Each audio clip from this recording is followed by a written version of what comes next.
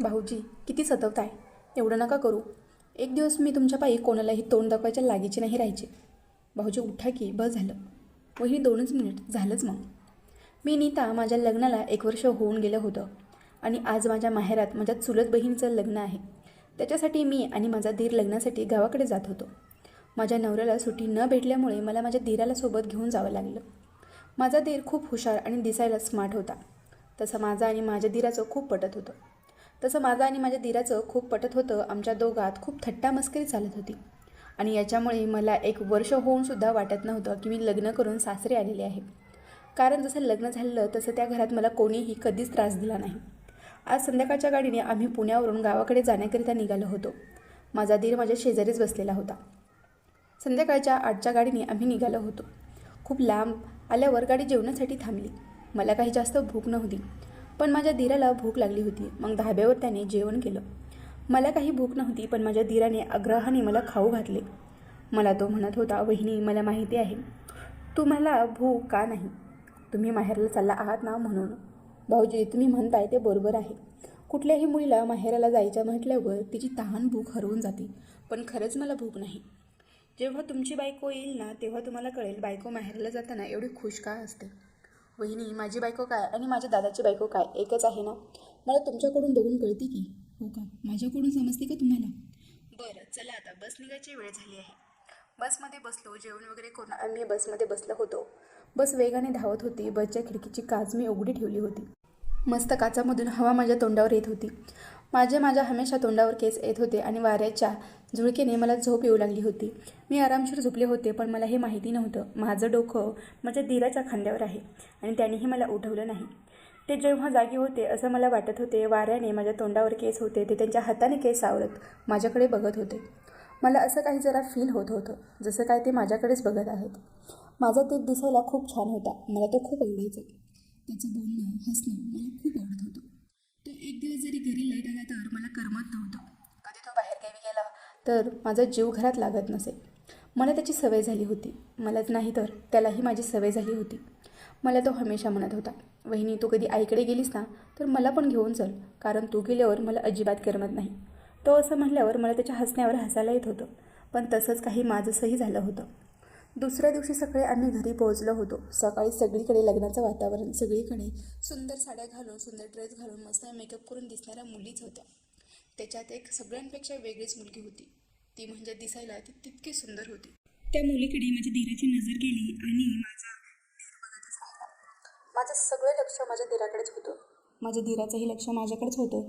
पण त्या पोरीला पाहून माझ्या दीराचं माझ्यावरचं लक्ष केंद्रित झालं. मला आता कळले होते माझा दीर त्या मुलीकडे बघतोय म्हटल्यावर काहीतरी आहे. लग्नामध्ये मुली डान्स करत होत्या. हळदीचा धिंगाणा. कोण काय करते हे कोणालाच कळत नव्हतं. लग्न म्हटल्यावर कोण कोणाकडे लक्ष देणार. सगळे आपापल्या मेकअपकडेच लक्ष देत असतात.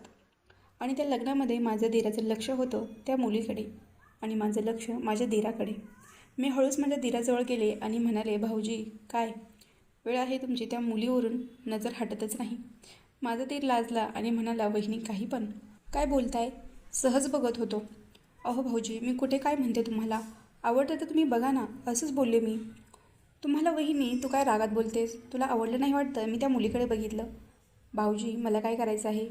भाऊजी माझं लग्न झालं आहे. मला तुमच्यासोबत लग्न करायचं आहे का. म्हणून तुम्ही कुठल्याही मुलीकडे बघितल्यावर मला राग यायला. माझ्या बोलण्याचं त्याला हसायला आलं आणि तो म्हणाला, वहिनी खरं सांग, तुझं लग्न झालं नसतं तर तू माझ्यासोबत लग्न केलं असतं. त्याने हे प्रश्न विचारलं. मला हसायला आलं. मी त्यांना म्हणाले, पागल आहात तुम्ही. बरं भाऊजी खरं सांगा, आवडली का मुलगी. वहिनी काय पण काय बोलताय. खरं सांगायचं. वहिनीपासून काहीही लपून ठेवायचं नसतं. कारण जर तुम्हाला ती मुलगी पसंत असेल तर बायको करण्यापर्यंत जबाबदारी माझी आहे. खरंच वहिनी, खरंच बोलतेस. हो खरंच बोलते. माझ्या ओळखीची आहे. वहिनी हो माझ्या ओळखीची आहे. माझ्या शेजारीच राहत होती. तुम्हाला तिची ओळख करून देऊ का. वहिनी चालेल मला. ती माझ्या ओळखीची होती. मी तिला लगेच आवाज दिला, अश्विनी इकडे ये. ती माझ्याकडे आली आणि तिला माझ्या दीराची ओळख करून दिली. माझा दीर तिच्याकडे एक टक लावून बघत होता. तो पापणसुद्धा खाली लावत नव्हता. एवढे तो तिच्याकडे बघतच होता. तेवढ्यात अश्विनीला कोणीतरी आवाज दिला. ती मला म्हणाली, ताई 2च मिनिटात आली मी. मला कोणीतरी बोलावतंय असं म्हणून ती निघून गेली. पण माझ्या दीराची नजर तिच्याकडेच होती. तो तिलाच बघत होता. मी माझ्या दीराला खूप वेळा सांगत होते, बस झालं आता. नका भाऊजी बघू. किती सतवता, एवढे नका करू. एक दिवस मी तुमच्या पायी कोणालाही तोंड दाखवायच्या लायकीचे नाही राहायचे. भाऊजी उठा की आता, बस झालं. वहिनी 2च मिनिट. तेवढ्यात मी माझ्या धीराचा हात धरून त्याला त्याच्या रूममध्ये घेऊन आले आणि त्याला म्हणाले, हे काय चाललं आहे? अहो इथे सर्व माणसं आहेत, ते यावेळेसारखी बघताय, तुम्हाला त्याचं काहीच वाटत नाही का? आणि उद्या मला लोक नावं ठेवतील, हिचाच तो धीर होता.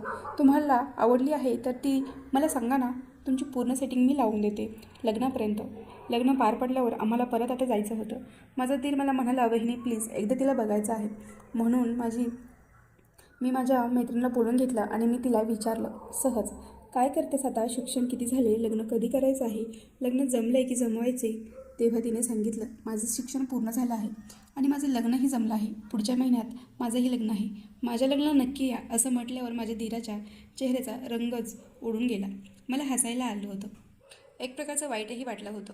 मी माझ्या धीराकडे बघितलं. माझ्या धीराने डोक्याला हाणून घेतलं आणि म्हणाला, अरे देवा, मीच भेटलो होतो का तुला माझ्यासोबत असं करायला? थोड्या वेळानं ती गेल्यावर मी माझ्या धीराला म्हणाले, भाऊजी प्लॅटफॉर्मचं उद्घाटन झालेलं आहे. बरं झालं ना वहिनी, तुमच्या मनासारखं झालं. माझ्या काय मनासारखं झालं? मी तिच्याकडे बघत होतो तर तुम्हाला अजिबात आवडत नव्हतं ना? भाऊजी हे काय बोलणं झालं? तुम्हाला मी आधी सांगितलं आहे मला तुमच्यासोबत लग्न करायचं आहे का, म्हणून तुम्ही तिच्याकडे बघत असताना मला राग येईल असं काहीही बोलू नका. उलट मीच तुम्हाला म्हणाले, तुम्हाला ती आवडली असेल तर मी तिच्याशी बोलते. पण तिला तुमचं सांगायच्या आधीच तिने तिचं सांगितलं. याच्यात माझी काय गलती? संध्याकाळच्या गाडीने आम्ही परत पुण्यासाठी बसलो. माझा धीर पूर्ण गाडीमध्ये शांत होता. मी म्हणत होते, भाऊजी जाऊ दे, तुमच्यासाठी कुठे ना कुठे मुलगी असेल, तीही तुमच्यासारखीच तुमची वाट बघत असेल, नाराज होऊ नका. वहिनी मी काही कुठल्या मुलीची वाट बघत नाही. तू आहेस ना, मला काय करायचं आहे दुसऱ्या मुलीचं? हो भाऊजी, मग कशाला टेन्शन घेत आहात? वहिनी आहे ना. आणि मग त्या दिवसापासून माझ्या धीराने त्या मुलीचं त्याच्या आयुष्यातून नामोनिशाण मिटून टाकलं.